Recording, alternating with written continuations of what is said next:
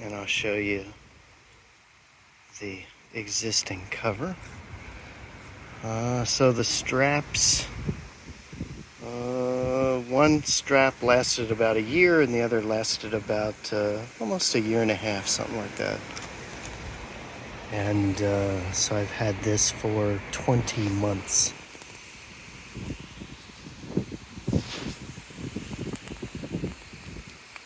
Okay. And then most of the damage is back here.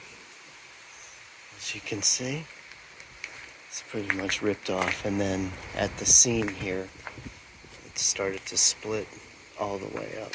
Okay. So that's what it looks like as of right now, after 20 months. Okay, and just to show you, this is how it folds up and how it comes. And they do give you a carrying bag that you can put it in for storage. So this is the new one on there, and you have a kind of plastic layer, and then you have a waterproof layer, and then there's some kind of aluminum layer that UV protected. So if you held it up at the sunlight, you wouldn't be able to see through it.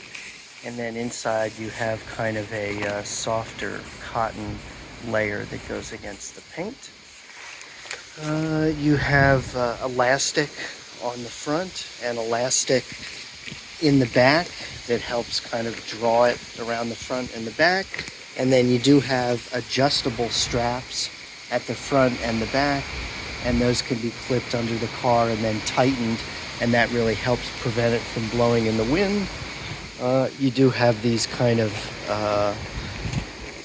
parts that extend out for the rear view mirrors, and then you do have a zipper here so that you can access the driver's door without taking the whole cover off.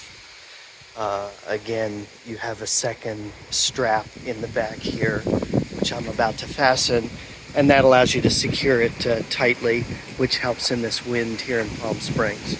Okay, Titan car cover from Amazon.